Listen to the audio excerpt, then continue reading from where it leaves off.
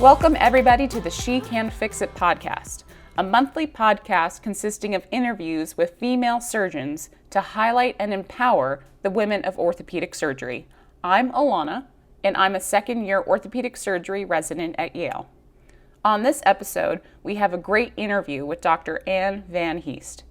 Dr. Van Heest is a professor, the Director of Education, and the Residency Program Director for the Department of Orthopaedic Surgery at the University of Minnesota. She specializes in pediatric hand and upper extremity surgery. She has numerous accolades, but one of her most striking awards is the Parker J. Palmer Courage to Teach Award, which is the highest recognition for an ACGME program director. She is one of only 2 orthopedic surgery program directors in the country to have ever been awarded this honor. To say Dr. Ann Van Heest is one of the legendary women in orthopedic surgery is simply an understatement. I hope you enjoy my conversation with Dr. Ann Van Heest.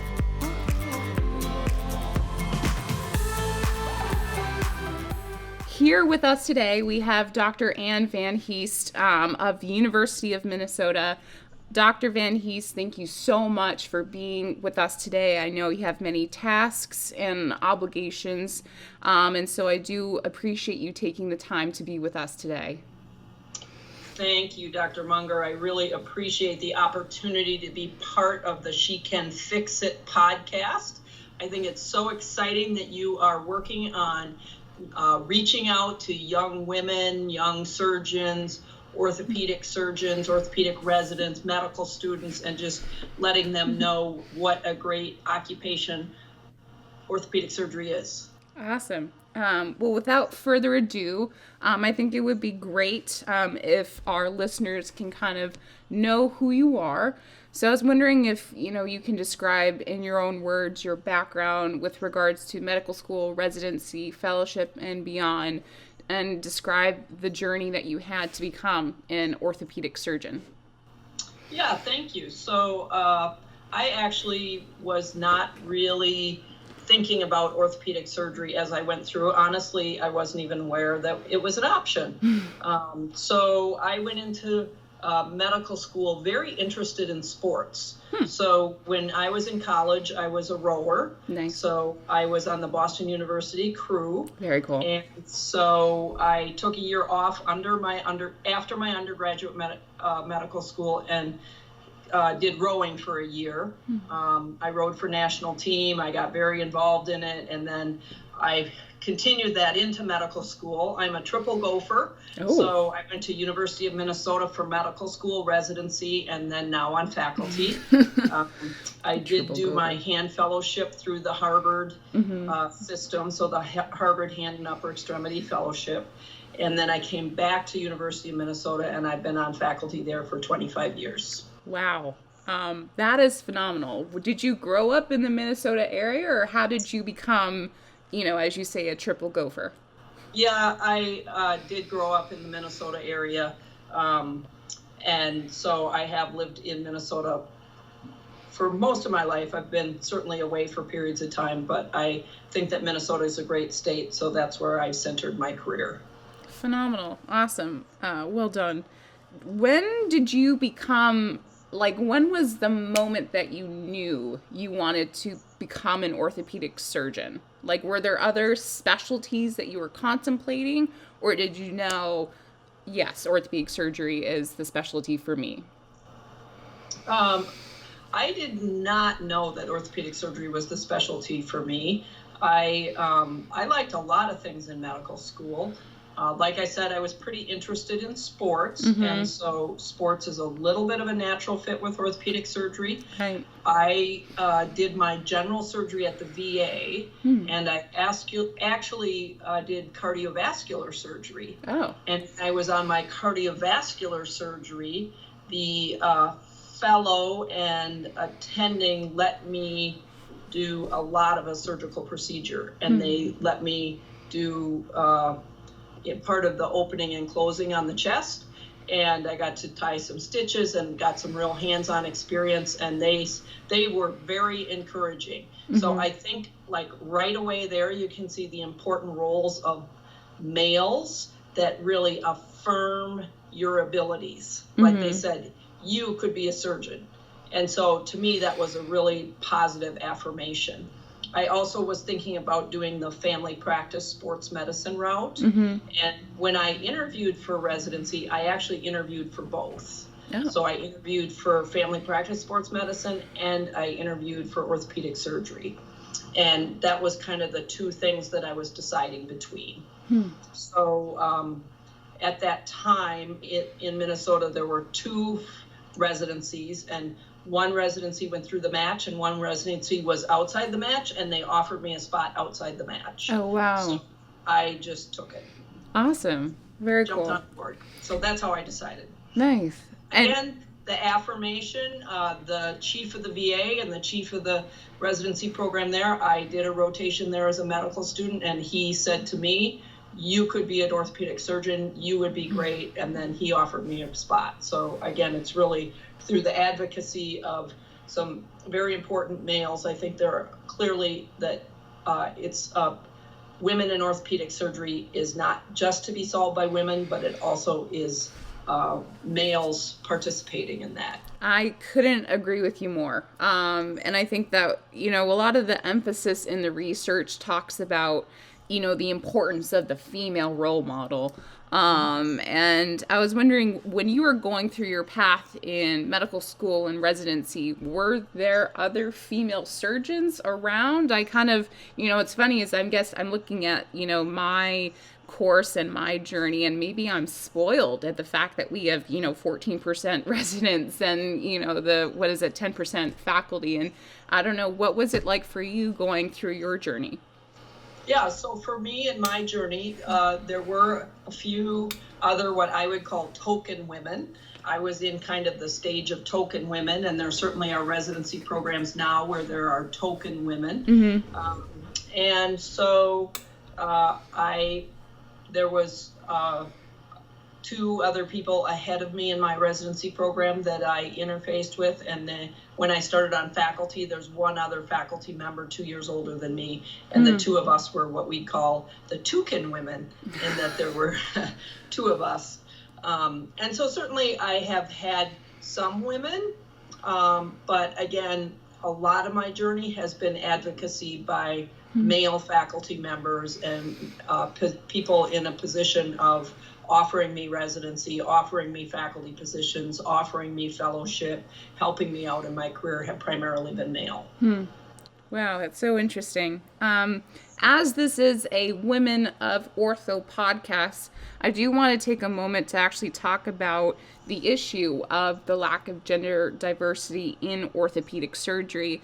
And just for review for our listeners, I think the 2017 to 2018 academic year, there was 14.7% or something like that percent of female residents in orthopedic surgery. And I think my question to you, Dr. Van Heest, is why is this important? I know that we talk about increasing the number of women, increasing that percentage, and I think we kind of talk so much about how to do it, and I don't actually think we always talk about why it's important to do it. And so I was wondering if you could lend your expertise as to why it is we should be working to increase gender diversity in orthopedic surgery. I think there are a number of different reasons we want to increase the diversity of gender in orthopedic surgery. I think for one thing, it really enriches our field. So, half of the women in medical school half of the students in medical school are female, and to not be attracting a certain number of those females into orthopedic surgery, I just think it enriches us that we want to have people choose orthopedic surgery. Again, when you look at, just trying to understand the statistics, why are more women choosing urology? I mean, nothing against urology, but why would more women choose to go into urology than they go into orthopedic surgery? Why would more women want to be neurosurgeons? Again, that's one of the ones that's closer to us, but it certainly can't be a lifestyle issue. It can't be a length of training issue. It can't be a subject matter issue. because I think if you look at neurology, urology, general surgery, those all would, we should be able to, quote unquote, beat them out. I mean, we should be able to attract more women to orthopedic surgery. It's a much, in my opinion, it's a better field. We have better patient care experiences. We can really help our patients considerably. And so just to try to understand that problem, I mean, just like you'd solve a patient care problem, you want to look into the issues and research, like, why isn't it happening? What's different about our field? No, that's so true. And I think what's so interesting about this issue is the fact that it's been happening for a decade and more, and it seems to be, like you say, like with neurosurgery, the number of hours that they're working in, that would kind of lean us away toward thinking maybe it's a lifestyle issue. And it's a very interesting, issue that I think that we're still trying to uncover. And kind of transitioning from that, I do want to talk about your articles that you wrote in JBJS about the uneven distribution of female residents in residency programs. These were 2 articles that you had. And first of all, I want to thank you so much for writing these, because these were the articles that really inspired me to pursue this research into women in ortho and kind of set me on my path. So I do want to thank you so much for dedicating your time and efforts to publish these 2 articles. Just for review for our listeners, you basically, and please correct me if I'm wrong, but you basically examined the number of female residents in all of the ACGME orthopedic surgery program and looked to see the distribution of women in each of these programs, and basically separated and was able to identify those programs that had not have any women, as well as those that had over 20% of women. And I was wondering if you can kind of talk about your thought process that went into creating this research project. Well, maybe I'll tell you a little bit about how I got started on it. I would love that. Mm-hmm. So when I was in residency, I was pregnant. Mm-hmm. I had my son when I was a 4th-year resident. Wow. And again, although my program was very accommodating for me, there was no maternity leave, there was no precedent. I found it that I just felt like that should be able to be part of the process of being a surgeon. And so I decided during my 4th year that rather than complain about it, the best thing to do is to go back and try to change it. Right? It's one of those things. And so I decided that I wanted to go into academics. Mm-hmm. And so I was, again, male leader, mm-hmm. offered me a job to come back to the University of Minnesota. I had several different offers, and I decided one of the things I'd really like to do is be able to go back and change that. Mm-hmm. And you can only control your own area. And so for me, that was University of Minnesota Residency Program. And I've had great supporters there. There was another female faculty member there. We had a couple female residents there, so I thought it would be a really great place to start. So I did my initial faculty work, and then about 6 or 7 years into practice, I became program director. Mm. And so I've been program director for a pretty long time. And so as a female program director, I started to realize that you have a lot of influence to be able to help pick out who the next generation is. Mm-hmm. And so so we started building our program. And again, we have a large selection committee. And so it's not just me, it's all the individuals that are part of our faculty, but creating an environment and a culture where we have trained about 25 to 30% women for almost 10 to 15 years. And so then, as I progressed along in my role as program director, and there then became a national group of program directors, I realized, I am one of the very few female program directors. So there aren't very many people in this role that are able to help influence this, and how many people in this role have an interest in it. So right. I didn't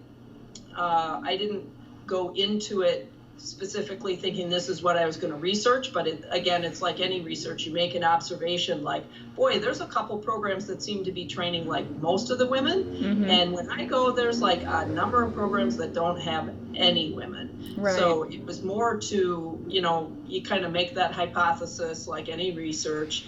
And then GME Track is a national database that all residents in all ACGME accredited programs in the U.S. enter their data. So there was a way to get data, and there was a way to get data every year. And so, we decided to do that over our initial 5-year period, which was 2004 to 2009. And then we decided to repeat that again from 2009 to 2014.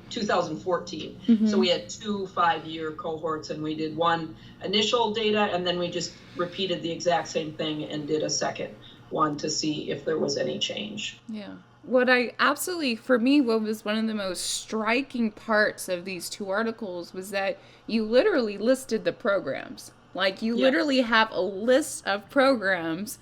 Like, one table had how many programs did not have any women. And then you had another list of the programs that had consistently more than 20% women in those programs. And I was wondering, when you were publishing that, and I mean, you knew you were literally going to be publishing the name of the residency programs, was your message more talking to those programs specifically, being like, hey, listen, here's the data for you to see? Or was your message more toward women to help them identify those programs that had more gender diversity? Yeah, so a little bit of both. I was kind of hoping that it would be motivational, both rewarding the programs that have a lot of women, and then maybe a little bit of a like, wow, we don't have any women for the programs that don't. Right. But at the same point in time, I think that I've come to realize that different women have different personalities. There are certain women who can be kind of the token woman or the front runner, and that takes a different mindset to be that first female that goes into a program, or even one of the first 2 or one of the first 5. It's a lot more groundbreaking. Right. But there are some females that thrive in that environment, and there's a lot of females that have done that, and more power to you if that's who your personality is and how you will thrive in residency. And then there's another group of people that really want and need that supportive environment, and that would thrive better in an environment where there's what you might call a more female friendly, or a more what I try to say is that what I've tried to really work towards is competency-based education. So you should be based on your competence as a surgeon, period. It shouldn't matter your gender, your sexual orientation, your race, your religion, the color of your hair, whatever. But if we aren't measuring what it means to be a competent orthopedic surgeon, then how do we know that one person should advance and another person shouldn't? Right. So, what I've tried to do, I think it creates a gender neutral environment to really work on competency. And so that actually is the majority of my work. The gender portion of it is a sidelight of it. But I think if we got to a place in our country where we, say if you can do X, Y, and Z, then you can be a surgeon, then anybody who can do X, Y, and Z can become a surgeon, and that it creates a very competency-based environment, instead of being, he's my really good friend and he's a good guy, and so he'll be an orthopedic surgeon. So I think that's one of the things that contributes to the culture, is whether you have a culture that's very competency-based or a culture that's more kind of who's friends with who based. So most of my work since then, and as part of this, has been trying to get national organizations to have residency programs be more competency-based. Yeah. And I do want to talk a little bit about your role as program director, because first of all, you're one of the, rare breeds that we have in orthopedic surgery, in that you are a professor at the University of Minnesota. For some of our listeners, in academic position, you can be assistant professor, associate professor, and professor. And the more time you spend in academic medicine, the more you climb up the ladder in order to get to the role of professor. So first of all, congratulations on that. And I know that must have just taken so many years and hard work. And additionally, you have been the program director for over 15 years. And you also won the Parker J. Palmer Courage to Teach Award, which is the highest recognition for an ACGME program director. So first of all, congratulations on that award. How far into your tenure as program director did you receive that award? I received that award a little after 10 years as program director. So that was really an exciting thing. It was very, my residents nominated me for that. And so I think that it was a really great honor that they put me up for that and that I was chosen. Again, there's only been 2 orthopedic surgeons that have ever been chosen for that award. Wow. It's primarily tends to be, the internal medicine and pediatric and non-surgical. So I think it's a really great thing for orthopedic surgery as well. Right. What do you think it is that, I know this might be an odd question, but why do you think that your residents, were they just so appreciative of the culture that you created? Or what is it that you think that you've been able to do at the University of Minnesota that might be unique? And maybe this is, touching on the things that you've said before with regard to the culture that you've created at your program. Well, again, I have tried to really base things on competency based. So when you talked a little bit about getting promoted, when I first started as in academics, we have a tenure track and a non-tenure track, and I just thought, I should go for tenure track, right? Because the more that you can document your competence as you go through, then the less that people can question you. True. So it's kind of along the lines as you have to work twice as hard to be just as good. And maybe that was true, and maybe I'm a product of the fact that I was one of the first women to go through, so I really wanted to prove kind of twice as hard as, to work twice as hard to be just as good. But I made a decision pretty early in my academics that, some female orthopedic surgeons have had really great careers actually studying like gender differences within ortho, but I decided that I wanted to not do that. So I based my academic advancement on hand surgery, and then specifically on pediatric hand surgery. So that was at a time when hand surgery was a super well accepted specialty, but the subspecialty of pediatric hand surgery wasn't as well understood or kind of subspecialized. And so again, I have a lot of national and international colleagues that worked really hard on that subspecialization for pediatric hand surgery. So again, that was the majority of what I what I researched and developed as part of my career advancement. And then my second thing was education. And so just trying to help with this competency-based education. And so I think by having an environment where, it's pretty clear what the expectations are, and when residents meet those expectations, that they, have a feeling of accomplishment, and again, not based on gender, not based on who they are, but based on what they did, which is the same way that I went through my academic advancement. It's based on what I did and how many articles I published, and, those types of things as I went through. And I think that that's an important part of creating an environment that's really fair. Nice. Is being able to let people advance based on their merits. Phenomenal.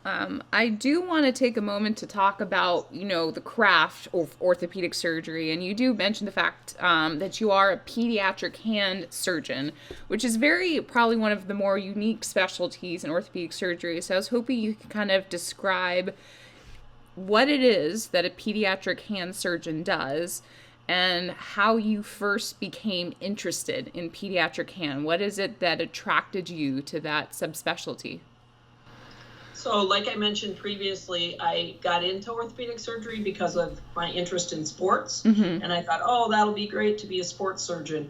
But as I went through my ortho rotations, and everyone has different experiences, but when I was in sports clinic, the majority of people were very fit people who ran marathons or very, high level activities. And when they had a torn meniscus and they couldn't run anymore, or they had to cut down on their mileage, were very, that was your main job, was to try to keep them to those very high levels. And when I did my pediatric rotation, I took care of one particular child who had arthrogryposis. And this is a child who can barely walk, who can, has to cross their hands over to get their food to their mouth. But again, incredible kid, incredibly smart, incredibly articulate, just had great school credentials and other types of activities. And I just thought, why not help these kids who are, do so much with so little? Mm-hmm. And so that's where I made a career choice, kind of between my third and fourth year, where I decided that, the advantage of hand surgeries, I could still do some sports, but I could also do this pediatric hand surgery. And then as I got further in my career, I specialized more and more into the pediatric hand, but I still help take care of our sports teams at University of Minnesota. So it still kind of provides me with that opportunity as well.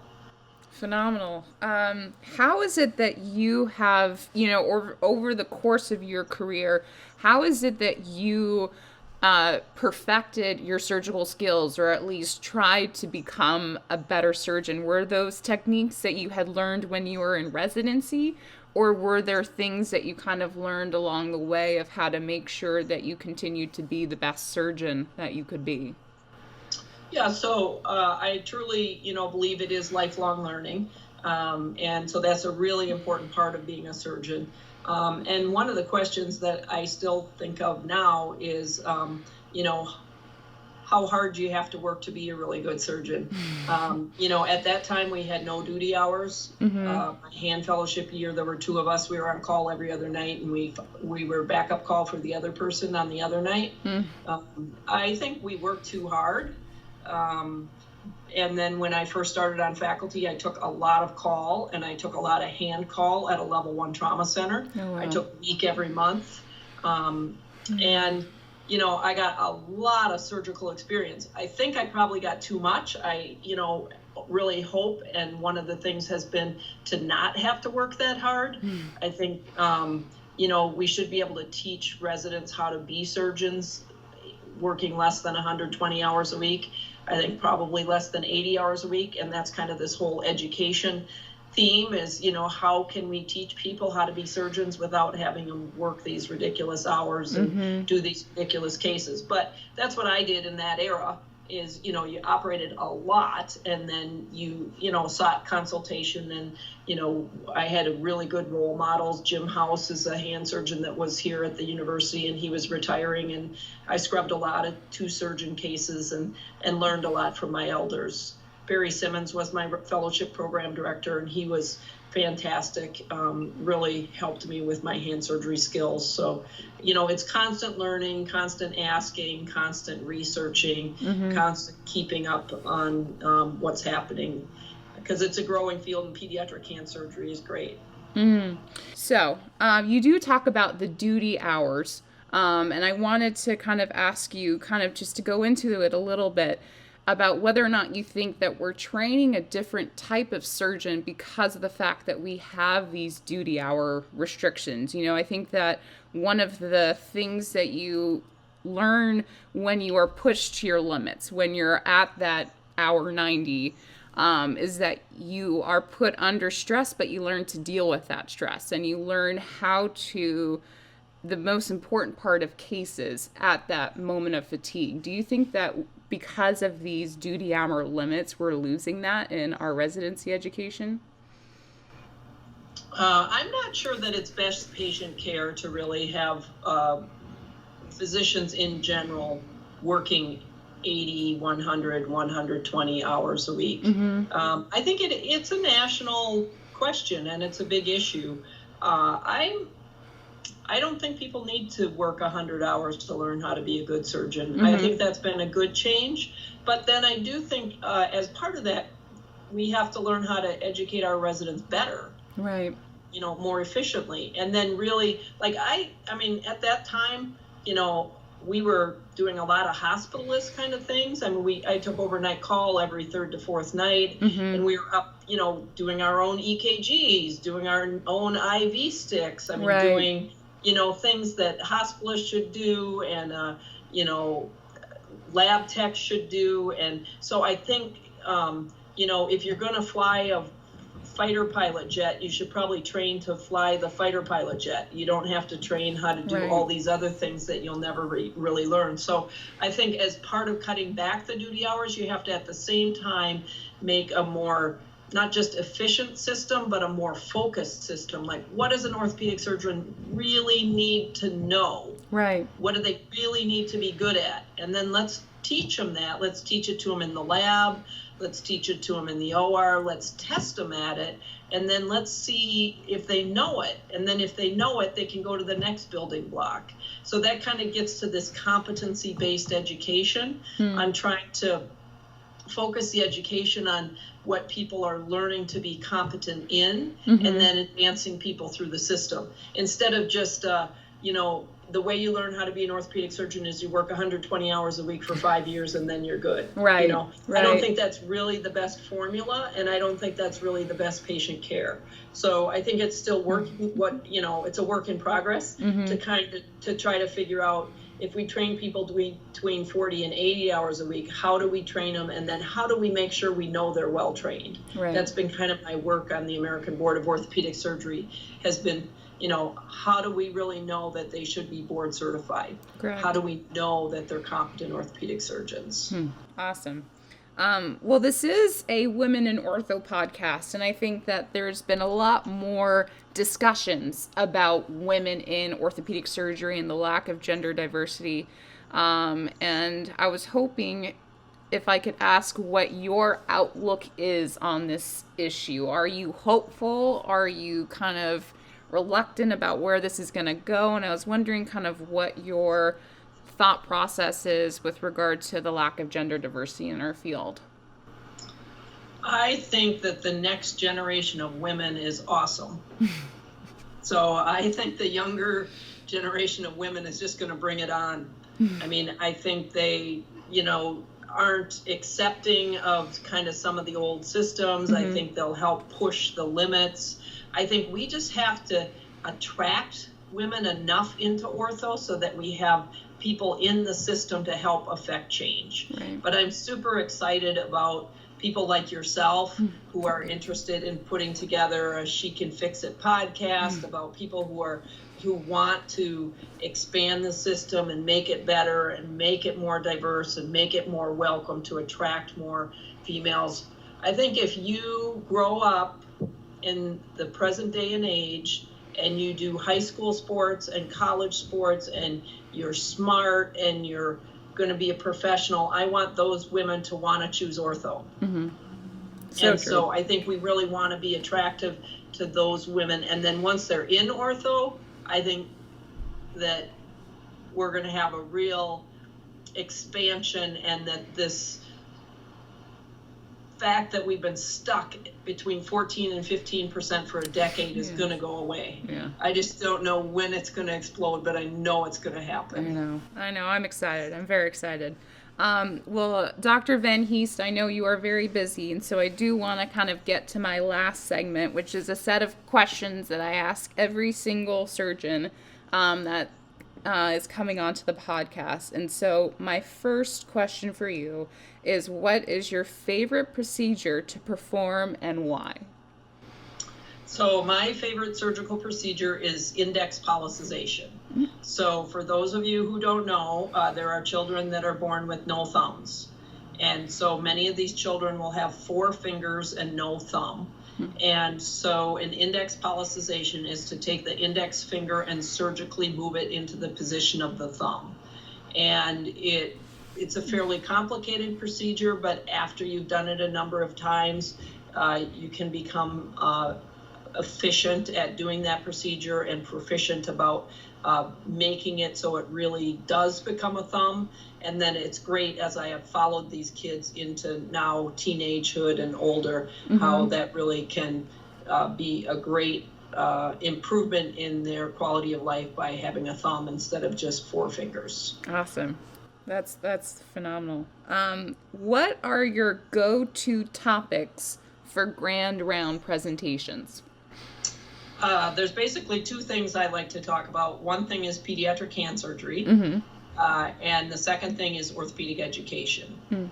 So lately, probably my biggest one has been advancement in orthopedic education, where we are now and where we want to be 10 years from now. Awesome.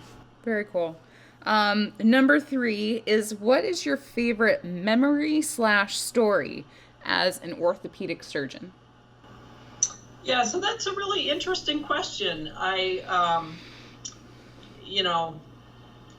It's a tricky one. I know It's a little bit tricky because I have a lot of memories, and I have a lot of really good memories, and I have a lot of really challenging memories. Sometimes you can feel like you're living the dream, and other times you can feel like the day couldn't go any more difficult. Right. But probably, one of my things that really motivates me or keeps me going is graduation day. So for me, one of my favorite memories is just graduation day, when you've been working with residents for 5 years. They came in as a medical student. They were kind of naive. They didn't have skills. They were scared. And then they graduate and they're competent and will be board certified and are leaders and are independent thinkers and really great orthopedic surgeons. So for me, that's just a great memory almost every year as our residents graduate and go out into practice. Wow. Amazing. I know that we do spend a lot of time in the hospital, but what are your favorite activities to do outside the operating room and outside of the concrete walls of the hospital? Yeah, so one of the things I've been really lucky for and that I've really worked on is, trying to kind of live a normal life, so to speak. So I'm a mom. I have 2 kids. My kids are now 28 and 20 years old. Wow. And so, I've enjoyed all the stages of their growing up. I've been able to stay active myself. I just finished playing tennis. I play in a tennis league. My kids play tennis. My husband plays tennis. So I really enjoy that. And my husband and I like to travel. And so we've had some really great trips as families. We've been able to go to Wimbledon. That's on TV right now. Wow. So that's a super fun thing that we've done, gone to England and seen that. We've gone to the French Open. So many of these things I think are activities I've been able to enjoy, just like many parents. I know. What I love is the way that you said that you work on that, because I think that's a lot of something that it's so true, right? In the sense that I think it takes time to dedicate to that. And I think that's kind of something that I've found many medical students ask me is like, how do you have a personal life? And I think you said it perfectly, and it's something that you dedicate time to it. You make a conscious effort to make sure that you're doing that. So I love that you mentioned that in your answer. Question number 5 for you is, what are your future goals/projects that you're working on right now or hope to work on? So I'm presently on the board of directors for the American Board of Orthopaedic Surgery.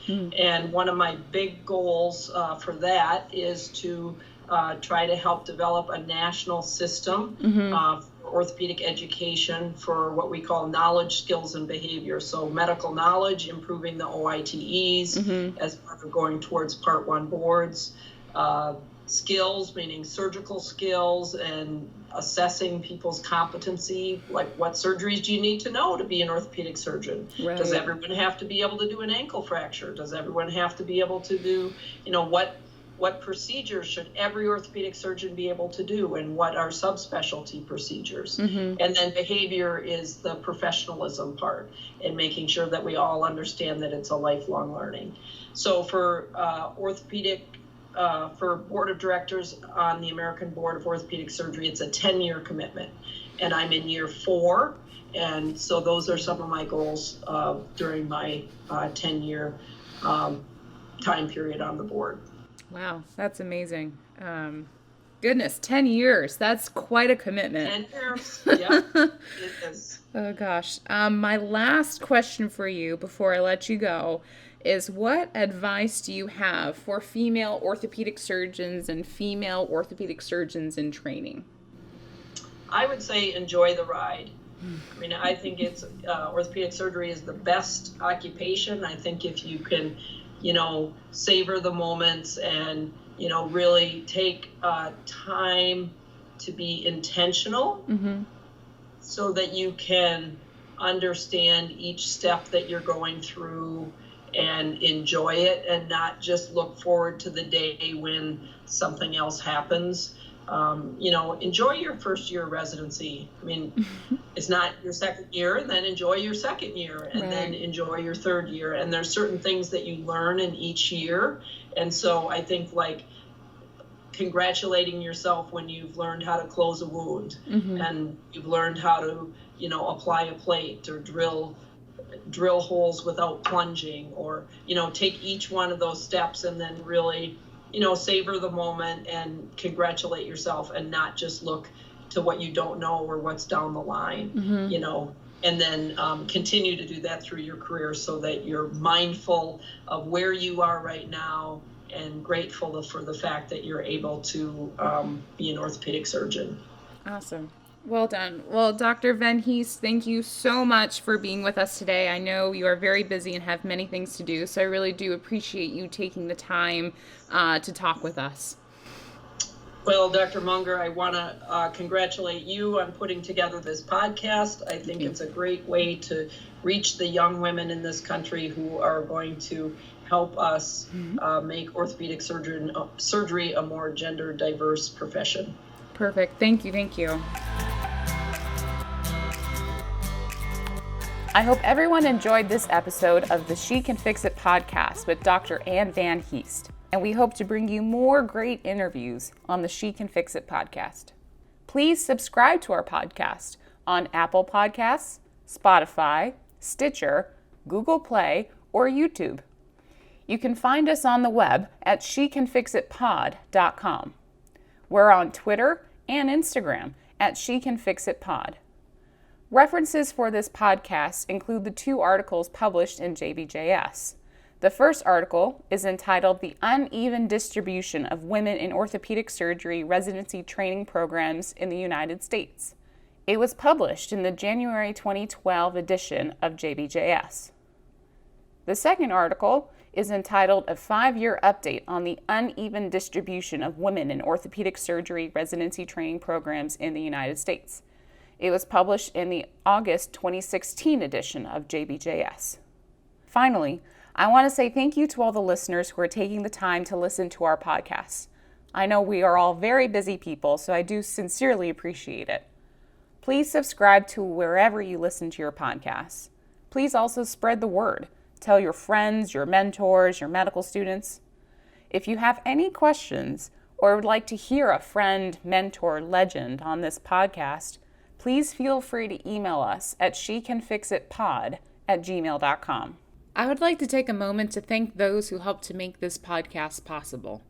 A sincere thank you to Dr. Mary O'Connor for her mentorship in creating this podcast. Thank you to the amazing attendings here at Yale. Dr. Carrie Swigart, Dr. Adrian Sochi, Dr. Elizabeth Gardner, and Dr. Andy Halim for being exemplary role models for us.